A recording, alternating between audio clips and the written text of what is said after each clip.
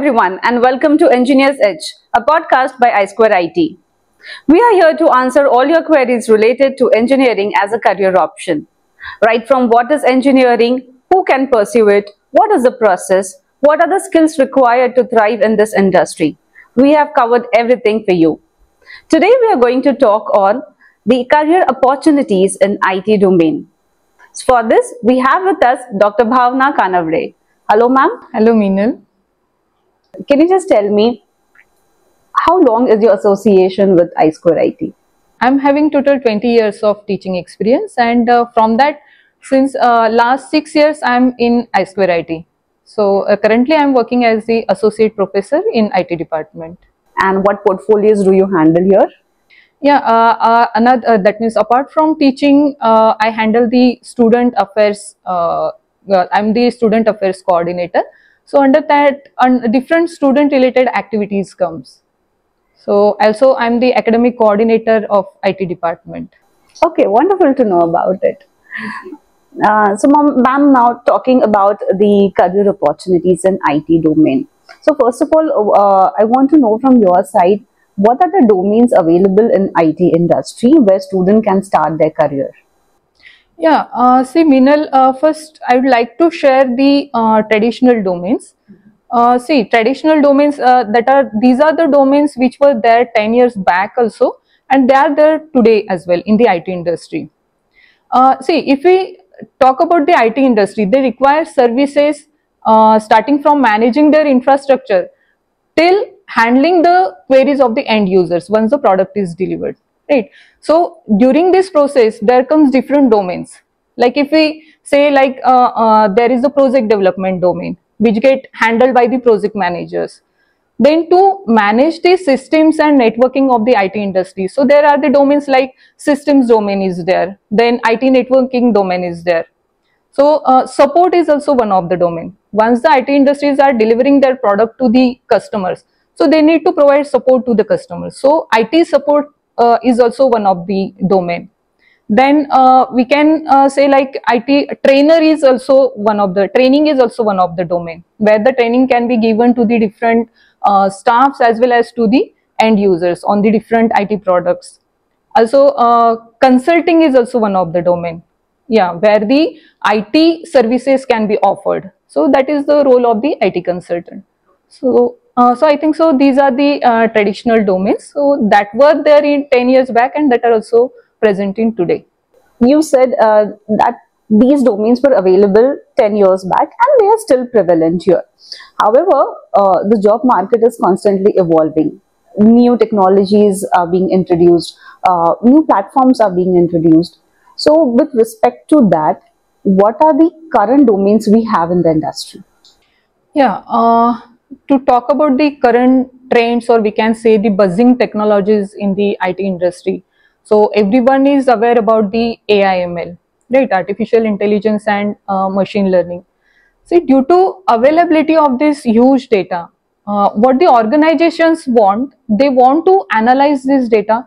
They want to draw insights from this data because ultimately this will be helpful for them to grow their business, right? So AI, ML, data science, this plays a crucial role for such kind of applications. Again, nowadays, many organizations are using infrastructure as a service from the cloud, right? And many are thinking to shift on cloud. So in that case, cloud computing is also buzzing technology. Then IoT is there. So everyone is looking for the automation. So home automation is there. Automation in agriculture is there, right? So in IoT, the data will be captured through the different sensors, and this data will be used to bring automation. So IoT is also one of the buzzing technology. Then blockchain is there. And if I talk about the emerging technologies, okay, which are at the beginning state, like quantum computing is there, AR, VR is there. So I'd like to share one example of AR, VR. So let's say I want to purchase a flat. Now what I do, I physically visit the site and have a look of that show flat. Due to AR, VR, we need not to have that architectural infrastructure. So using devices, we can easily have the walkthrough of that infrastructure. So that is one application. So we can say these are the emerging technologies. Then Gen AI is there, LLM is there, large language models. right? See, as there are many technologies, one person cannot be expert in all these things, right? So one has to identify what is their liking, what is their interest, and accordingly they need to prepare, they need to dive into that one or two domain. So that is my suggestion. Okay, that's wonderful. I really liked what you said, that one need to understand what is our liking, and accordingly we need to choose our domain. Right. Okay. Now, many times what I've observed, when students come in for in the second year and third year, they look out for internship opportunities. Many go for freelancing opportunities also. Students are aware of these domains, broad domains. AI pata hai, ML pata hai. However, they are not very much aware about the job positions or the job roles, you can say. Okay. So, if I need to look for a certain position, I can either go searching for the domain, right domain, or the job position or the job role. Right. So, can you highlight any job positions or job roles specific to the domain? An example. Okay. See, just now we talked about that there are different domains. AI, ML is there, cloud is there, right? Then IoT is there. So, if we search the job opportunities in all these domains, there are various job opportunities. Even if we take an example of cloud computing, right? See the workflow in the cloud domain. Many organizations are already availing services, cloud services, that is infrastructure as a service, software as a service, architecture as a service, or application as a service, right? Now, if one organization is already availing these cloud services, one is thinking to switch on cloud, right? So, what service is required from the cloud engineer? Cloud engineer first need to understand what is the requirement of the customer, accordingly work on designing and implementing that infrastructure and provide it as a support to the customer, right? But once these services are provided to the customer, then it's done. It's not like that. The customer will require support on day-to-day basis, right? They may face some problems. Okay, so they need support on day-to-day basis. They need to provide security for their data because they are going to put their data on cloud, right? If we think about this workflow, then there are the different job roles. Like cloud solutions architect is there, cloud administrator is there, then cloud security specialist is there, cloud data engineer is there. So based on this workflow, the different task is handled by these different job roles. So this is just one example related to cloud computing. So for each domain, there are the different job roles. So if one is looking for a job, to get a job in particular domain, then if that domain is of their interest, right, they need to search for what different categories of job roles are there, identify in which job role you are interested and prepare accordingly. Okay, wonderful. I guess this will help our audience to navigate through all these domains. So they will get a clear picture. If this is the domain I want to work with in, then I need to search for this particular job role. So wonderful with that. Ma'am, now talking about the industrial revolution. We are still digesting with Industry 4.0, and now I could hear the knock of Industry 5.0. So, with the arrival of Industry 5.0, do you think that there would be changes in the job market? Yeah, there will be a major revolution in the job market because see, what Industry 5.0 will look. Okay, in Industry 5.0, industries will start working on hybrid technologies, right? Definitely, they'll need the human intelligence support for it, right? So we can say the technologies like artificial intelligence, then robotics, IoT, AR, VR. So the applications or the need will be to use these technologies in hybrid mode with the support of human intelligence, right? And cross-domain platform working will be in demand that time. So it will not be the scenario that yes, I have a knowledge of this domain, so I cannot work on another domain. It will not work. So cross-domain knowledge will be in demand that time. Also, as Industry 5.0 will focus on automation, so automation will be required in each and every domain, right? So whatever are the repetitive tasks, so those tasks will be done by machines. Okay. So as repetitive tasks will be done by machines, so many jobs, some of the job roles will be obsolete. but it will open doors for the other new job opportunities as well. So what human support will be required in this case? So industries will look to add intelligence. Industries will look to add to optimize these systems. So for adding intelligence, for adding innovation, for optimizing these processes, so they will look for such experts, so who can add these values into their regular process. Yeah, again, one thing I would like to share. So, Industry 5.0 will demand like there will be changes in the technologies, right? So, the professionals will have to learn new technologies. They'll have to uh, uh, they will have to know that what are the buzzing technologies. So they'll have to make themselves expert in those domains as well. Okay, wonderful. So you also mentioned cross domain, Yeah. right? Can you elaborate on this cross domain knowledge? What is exactly that?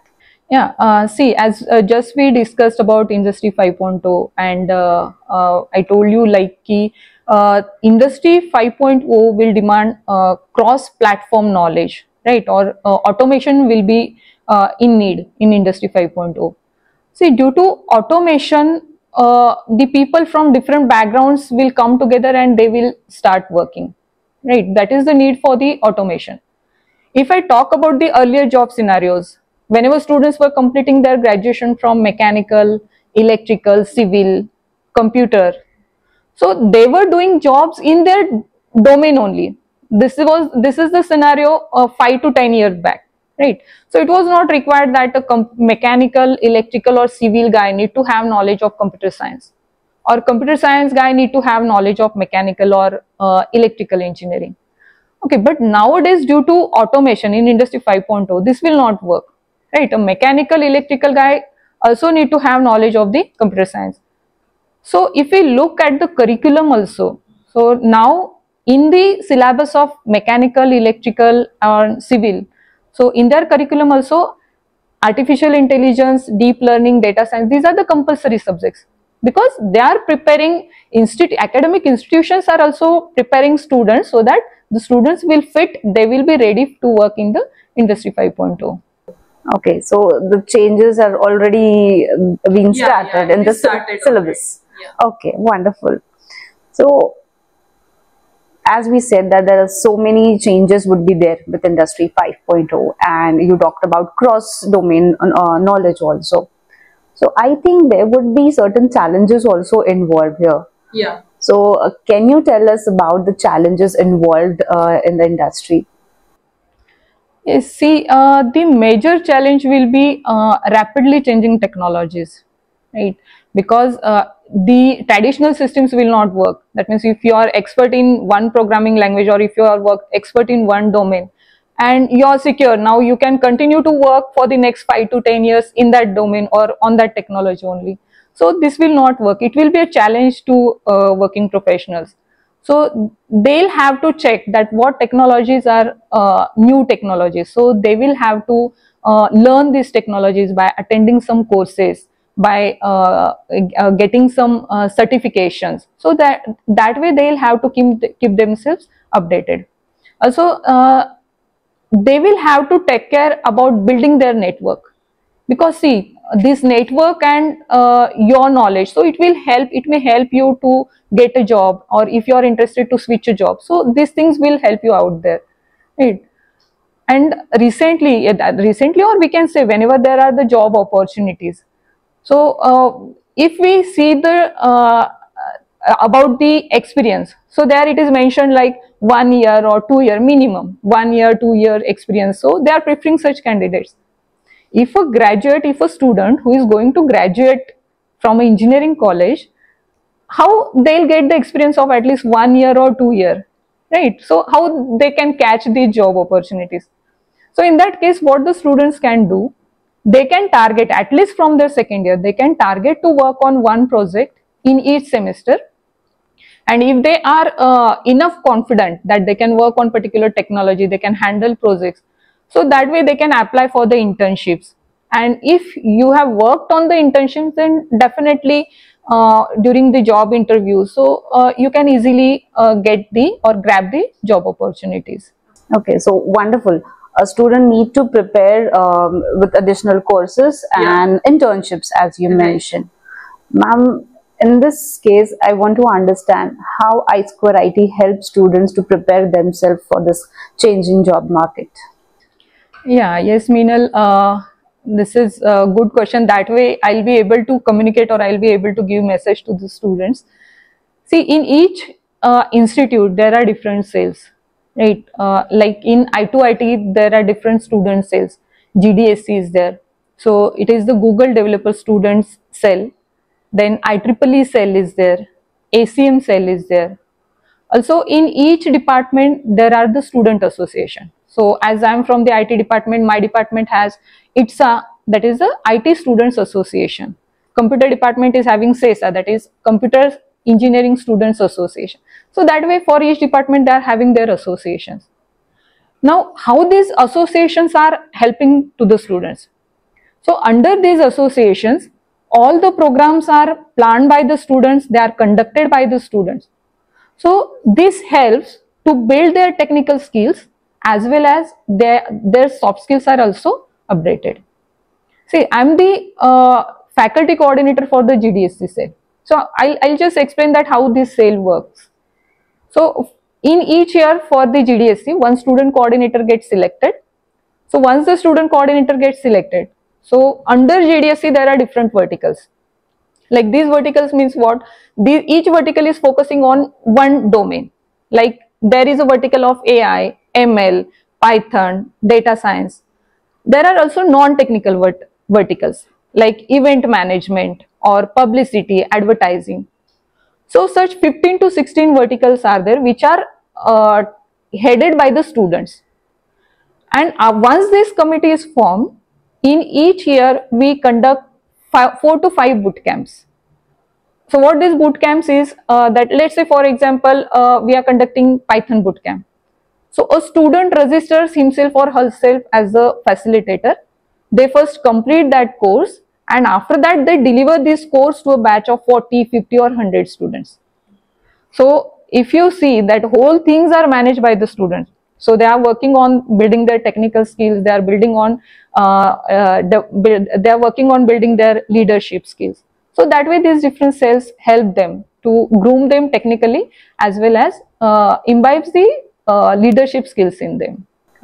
You talked about technical skills. So one question I always have this in my mind, that what if a student is not technically sound?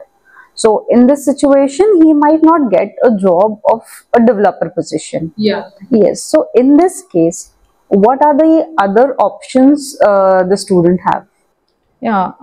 See, as I shared with you that I have 20 years of experience in this teaching field. So I came across a different set of students who are technically sound, who don't like coding, right?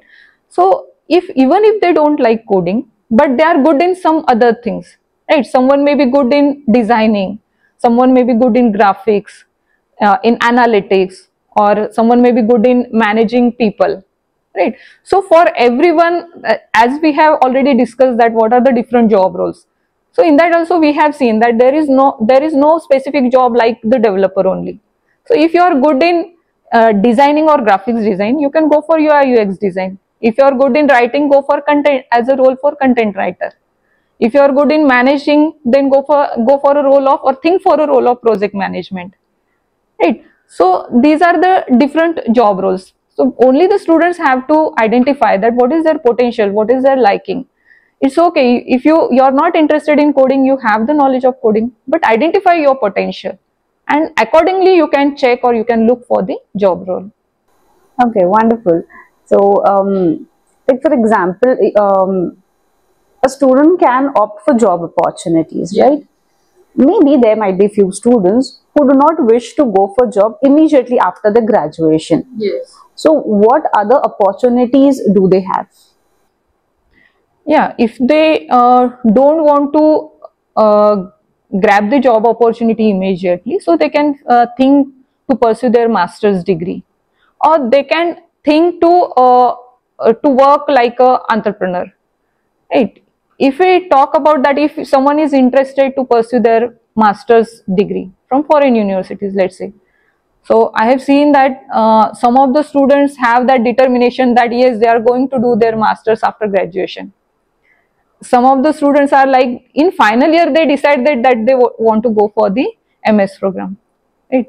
So whether you are deciding at the beginning or at the end, my suggestion to the students is that work on your profile, right? Definitely you will have to score in the exams like IELTS, GRE, TOEFL, but at the same time you need to work on your profile. So profile means what? Earlier also I shared this thing, that from second year onwards start working on at least one project, select 2-3 projects which are of society benefit, right? And whatever the work that you are implementing, whatever the work that you are doing, at least publish 2 papers, minimum 2 papers. But those 2 papers must be published in the reputed journals which are recognized by the Scopus or SCI. Right? So definitely this will add some value in your profile. And if you have a knowledge of at least one foreign language, then it will be a cherry on cake. Right? So if you are not interested to grab the job opportunities, then student may think to pursue their master's degree. Again, they can think to work like an entrepreneur. Right? So if they have an idea while completing their graduation, so they can convert their idea into a product. So they need to identify the challenges that are conducted in the university or nationwide. So take participation into such challenges, put your idea there, try to get the seed money, and after that you can convert your idea into the product. So these are some of the domains which the students can explore if they don't want to grab the job opportunity. Okay, so you talked about entrepreneurship and MS, right? MS or higher education. Yeah. Okay, how does I-Square IT support students here?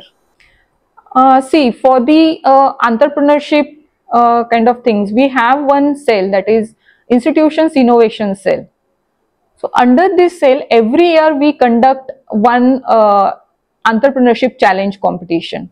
So where we are providing platform to the students where they can come up with their ideas, and we also provide them financial support. It's not like that we are conducting the competitions, but to the winners, so we provide the financial assistance. So it helps them, or it gives them the motivation that yes, they can convert their idea into the product. Also in our institute, one competition get conducted by NES. Okay, that is the Innovations Award competition. So there also students put their ideas, and from there also they get the financial assistance. And if we talk about the higher studies, so through our placement cell, we used to conduct the different sessions to motivate students for the preparation of GATE exam or the different competitive exams which are required to pursue their higher education. Okay, so all in all, a lot of efforts are taken to help students to get placement ready or pursue higher education. Okay, wonderful. Moving on towards the last question, ma'am. What advice would you like to give to our audience?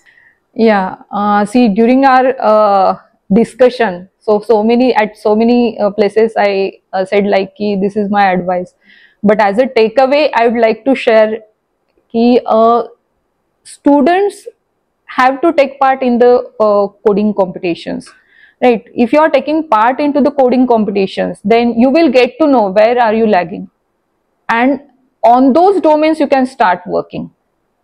And on daily basis, you need to solve at least 10 to 15 questions on different coding platforms. So there are different coding platforms. HackerRank is there, CodeChef is there, LeetCode is there. So to start with, HackerRank is good. That means daily you can practice 10 to 15 questions. And you can make yourself ready technically. It will help building your coding skills, right? And one saying is there, success requires sacrifice.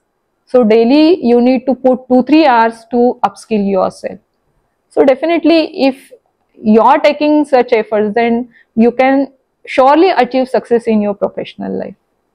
Okay, so the key is you need to invest those 2-3 hours daily, yes, to get success. Right. Correct. Okay. Thank you very much, Bhavna ma'am. It was wonderful talking to you, and we got a lot of ideas and at least information about what domains are available and what job opportunities we have to succeed in IT career. Thank you very much for being here. Thank you, Minal. Thank you, Minal. Thank you very much for watching our today's show. Please like and share our video. Our social media handles are running on the screen. You can follow us on our social media. If you have any queries related to engineering, you can call us or you can email us. We are here to answer all your queries. Thank you very much for watching. Have a good day.